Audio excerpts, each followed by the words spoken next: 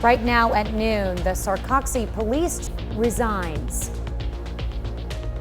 We've got another warm and muggy day yet again across the area. We'll talk about that forecast coming up. And a historic indictment of a former president, the context behind the federal charges Donald Trump is facing. The 4 states' most watched news starts now. The Sarcoxie police chief resigns a month after the mayor suspends her for behavior issues. This is KOAM News at Noon. I'm Tanya Bach. Topping our first 7 minutes, Brandy KOAM announces her resignation on Facebook. Happened last night. The Sarcoxie mayor had suspended KOAM in May for 2 weeks.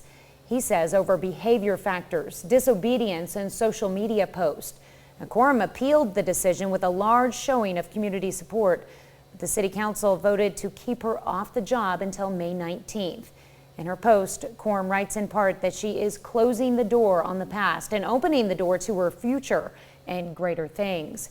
She says she will step through, take a breath, and start a new chapter of her life.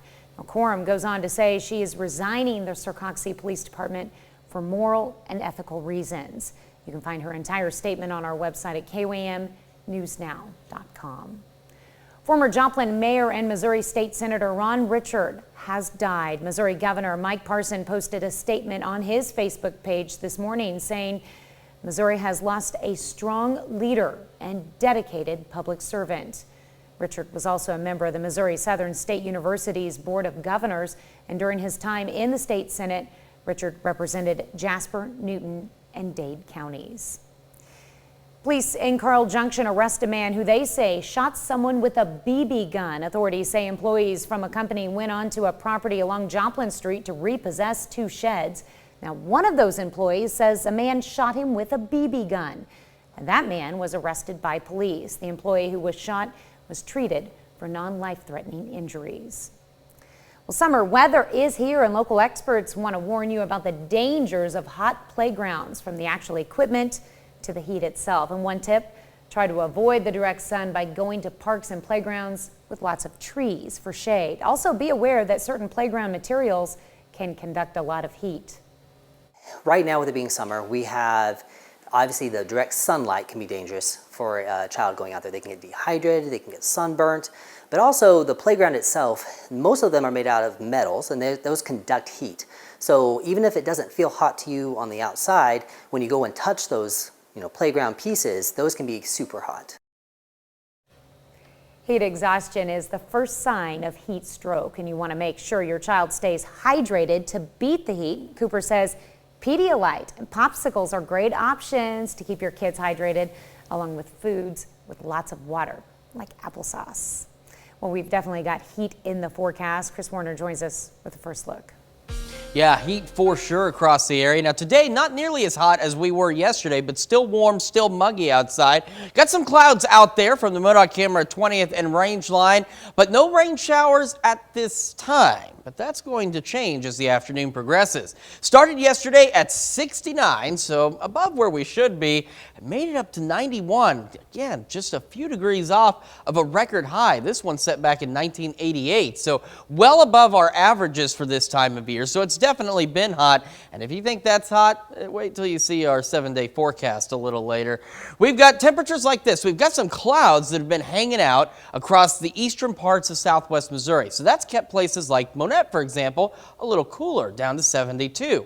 We had 77 Nevada, Lamar, 81 in Joplin, 78 Pittsburgh, Fort Scott, 84 in Miami, 85 in Welch. And we've got low 80s out to the west, Neodesha 82 and Independence at 83. So here's a look at what we are tracking. The pop-up thunderstorms will return for us as we head into the afternoon hours. And then we've got the storm chances continuing and increasing as we head into the weekend. And then after that, temperatures really going to heat up as we head into next week. We'll talk about that in the 7-day. Like I said, you may or may not want to stick around for that. In the meantime, don't forget to scan that QR code or go to your favorite app store and download the KOAM Skywatch Weather app. That way, you've got the Skywatch Weather Team latest forecast and weather alerts all in the palm of your hand whenever you're away from the TV. We'll take another look at that full forecast, talk about today's storm chances here in just a few minutes. Tanya? All right, thanks, Chris. Former President Donald Trump is indicted again, accused of mishandling classified documents, obstruction, and other crimes. The current frontrunner for the 2024 GOP presidential nomination is already facing 34 state-level felony charges in a separate case. And other investigations are still going on. Natalie Brand has the story from Washington, D.C. Donald Trump has been called to appear in a Miami court Tuesday, becoming the first former U.S. president to face federal charges in connection to his alleged mishandling of classified documents. I'm an innocent man. I did nothing wrong. Trump was the first to reveal the indictment on social media Thursday night, blaming Democrats for what he's calling the box hoax. They figure the way they're going to stop us is by using what's called warfare. And that's what it is. This is warfare for the law. Trump's attorney says the 7 counts include unlawful retention of national defense information, obstruction, conspiracy, and false statements. A special counsel appointed by the Justice Department has been investigating Trump's alleged mishandling of documents marked classified, as well as the events surrounding the January 6th Capitol attack. The new criminal charges stem from a 15-month effort by the federal government to retrieve records Trump had at his Mar-a-Lago estate in Florida. After issuing a subpoena to turn over government records last year, the FBI searched the property. In total, more than 300 records, including some marked top secret, have been recovered.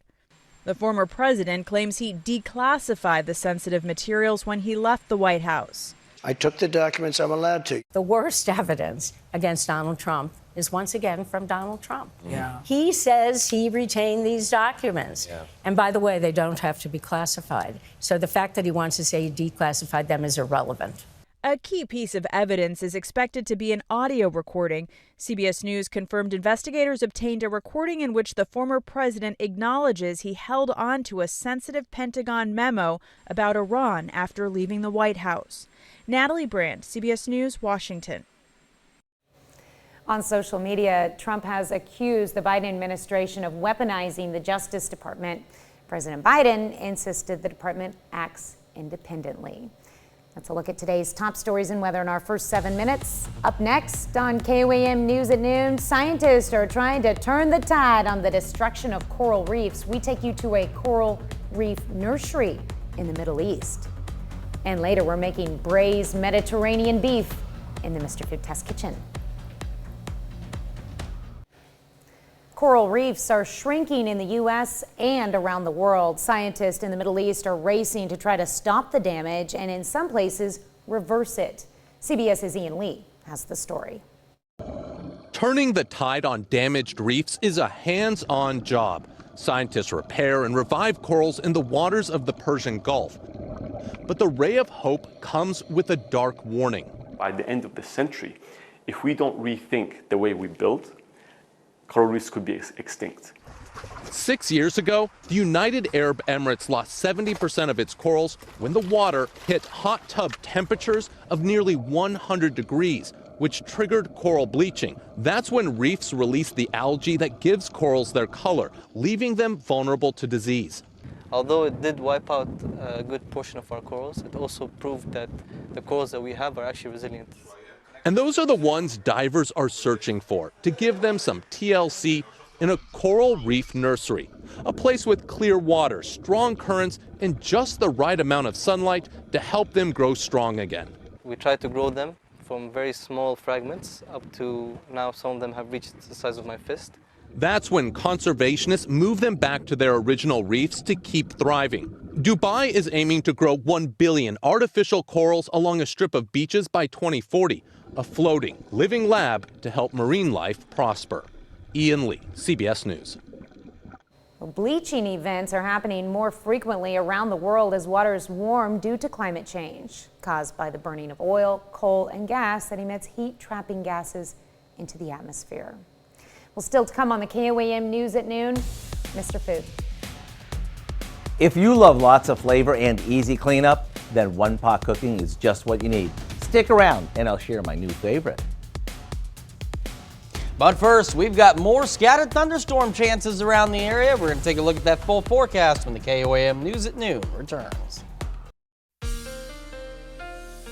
Well, Welcome back to the KOAM News at Noon on this finally Friday here in the 4 states. We got some cloud cover out there, and in parts of southwest Missouri, that cloud cover has actually been keeping temperatures just a wee bit cooler than the rest of us that are seeing a little more sunshine. So let's take a look at Skywatch Storm Tracker. Now, yesterday at this time, we were just starting to see the beginnings of some thunderstorm development. Today, we're not seeing that just yet, but that doesn't mean we're not still going to see some of those thunderstorms. Here's that swath of cloud cover, and you can see it's a little denser down here in the Lawrence and Berry counties and portions of eastern Jasper County, and that's actually been working to keep temperatures a little bit cooler to the south and east. We also have, now, I know I'm going to sound crazy, but we haven't actually been highlighted for a severe risk at all during the last several days when we've had some of these pop-up storms go severe. Now, granted, they've been low-grade severe, but we haven't actually had a highlighted risk area. However, for today, we do actually have one.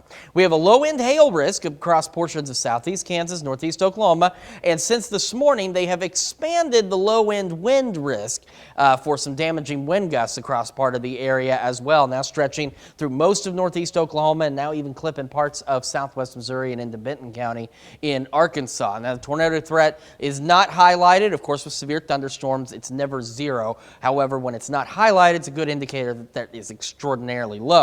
This isn't our only highlighted risk for strong to severe thunderstorms, however. Now, tomorrow, this is honestly what we've been looking at the last several days, is just these general thunderstorm risks, this light green color. That's what we've got as we head into Saturday. Sunday, southeastern counties have that dark green highlight for the possibility of some strong to severe thunderstorms. So let's take a look at what the rough expectation is over the next couple of days in terms of our showers and storms. As we head into this afternoon, we should start to see more of these showers and thunderstorms popping up across the area, and they'll continue as we head into the evening. Got some decent rain in southeast Kansas, the portions out here where they're still dealing with that extreme critical drought, getting some much needed rain. This activity is going to roll on off to the east and then start to dissipate, say around 10 to 11 o'clock. Then we'll head into tomorrow morning, and you look 2 a.m. way out west, we see the edges of some rain showers, and as we head toward the morning hours, a little before sunrise here, we'll start to see a few more showers and thunderstorms scattered across the area. And you can see we get one decent round of showers and storms early in the morning. We get a second round, maybe an hour or two after that, that develops and rolls on through. And then for our Saturday, we're expecting just some kind of scattered thunderstorms throughout the rest of our Saturday. They're not showing up on the future track here, but they are showing up on some of the other computer models, and that looks to be the expectation of scattered storms throughout our Saturday. Sunday, 3 o'clock in the morning, here comes another round of showers and thunderstorms scattered around the area. Here we are at 8. This batch rolling through, and then the rest of our Sunday is going to be similar to our Saturday with scattered showers and thunderstorms persisting through the majority of the day. Let's take a look at those rain chances for today. They'll ramp up, especially as we head into the evening. We start to see a few more of these showers and thunderstorms develop around the area. Here we go, MoDOT camera, 20th and Rangeline, getting sunshine. We've got some clouds out there, but not enough to completely block the sun. And you can see what those clouds look like from the camera here at the KOAM TV studios, just north of Crestline. And we got sunshine on the KDOT camera at 69 and 400, just south of Pittsburgh. And here's another broader view of those clouds from our camera at 7th and Rangeline.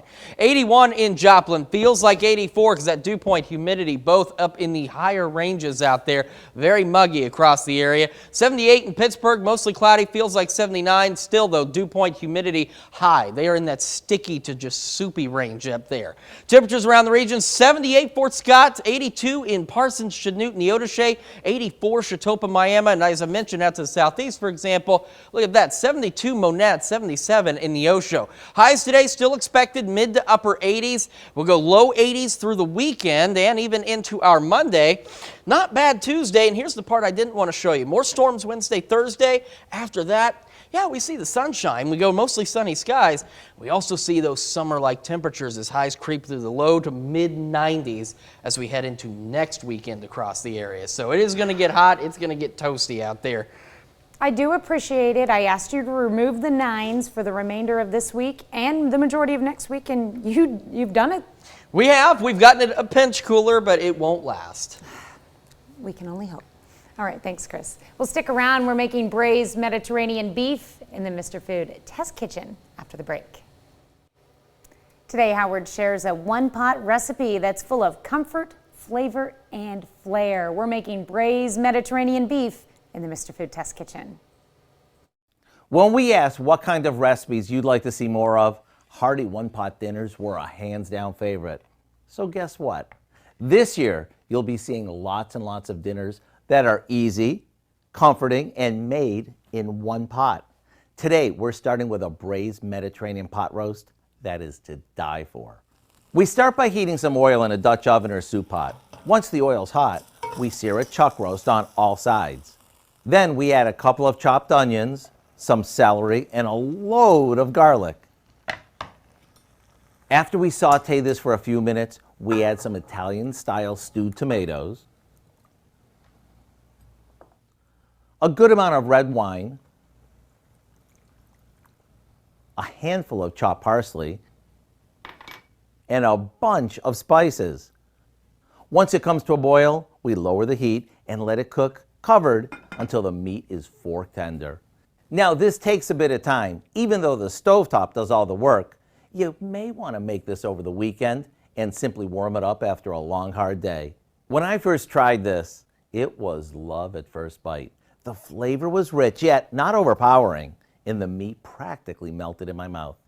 To get the recipe for our braised Mediterranean beef, all you have to do is visit our website.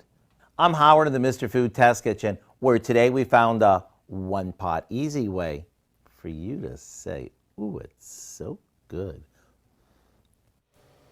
I officially want that. That looks so good. You can find this recipe along with a lot more good food from the Mr. Food Test Kitchen online. Just go to our website, KOAMnewsnow.com. Here's a look at our 4-state market prices.